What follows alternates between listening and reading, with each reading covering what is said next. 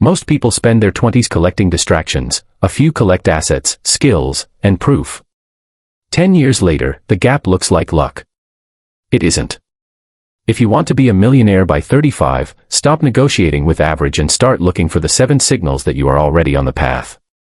See them in yourself, double down, miss them, and you'll keep sprinting in circles. Sign 1, you make progress first, noise later. Most people start their day reacting to pings, meetings, and favors. Wealthy people protect a non-negotiable block for the one task that moves net worth forward. You win the day before anyone gets a piece of you. 2 hours on the highest leverage action earns you the right to ignore theatrics. Set the bar low on vanity, high on output, and the compounding begins quietly. Which brings us to the second signal. Sign 2, your curiosity has a job. Average minds consume to escape, wealth builders consume to upgrade models, language, and deal flow.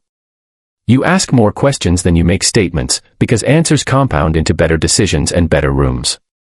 Books, biographies, and mentors aren't trophies, they are operating system updates. When you enter a conversation, you leave richer, not louder. Soon, that quiet advantage turns into the third sign, and you can install it today. Sign 3, you pay yourself before you can see the money. Most people wait for a feeling, a bonus, or perfect timing. The wealthy automate the transfer and let time do the heavy lifting. Today, set a recurring move from checking to investments the minute your income lands, so lifestyle stretches only to what remains. Willpower is fragile, systems are relentless. By making growth invisible and automatic, you stop arguing with yourself and start compounding without drama.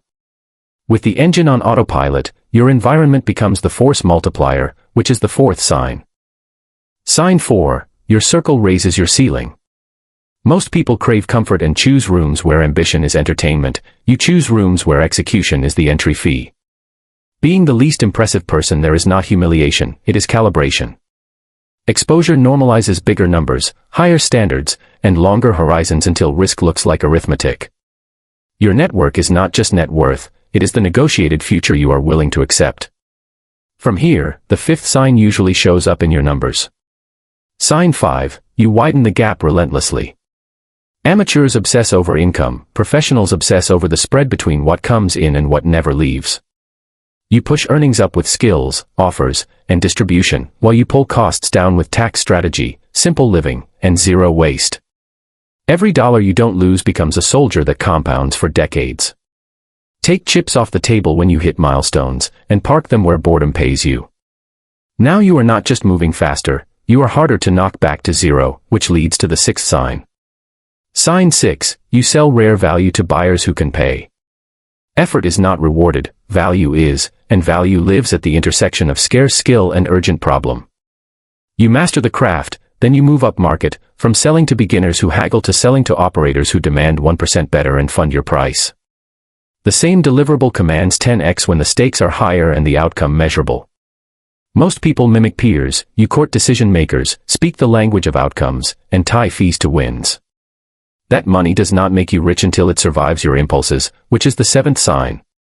Sign 7, you spend the yield, not the engine. Most people treat income like confetti, you treat it like fuel that buys assets, and the assets buy your lifestyle. Dividends, rent, royalties, or interest can fund fun, principal stays untouchable, so the machine keeps running while you sleep. When rewards arrive, you reinvest before you celebrate, because stopping compounding early is the most expensive party you will ever throw. Now step back and notice the through line. You are building a life that compounds because you think in years, not weekends. That is why small daily discipline beats occasional heroics every time. Most people change plans the moment it gets boring. You stay decided and let boring make you wealthy. Track your net worth monthly so you can keep score, course correct, and feel the momentum you are creating. Income is what they pay you, net worth is what you keep, freedom is what your assets throw off while you are not there. If that number is flat, your habits are theater, if it climbs, you are aligned. Now, about sign 3, because you promised yourself to fix it today.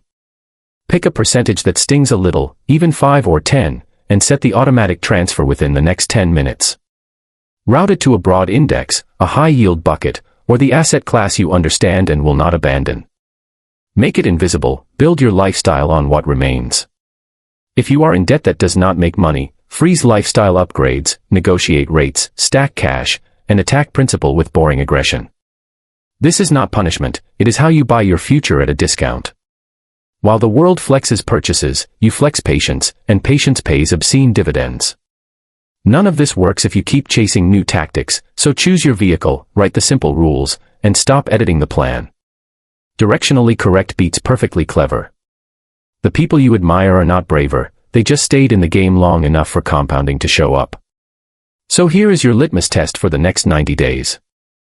Every morning, ship one meaningful outcome before messages. Every week, learn one thing that upgrades your earning power. Every month, add to assets and raise your standards for the rooms you enter. Do this without drama, track your net worth, and watch the 7 signs turn into a bank statement that speaks for you. Stay decided.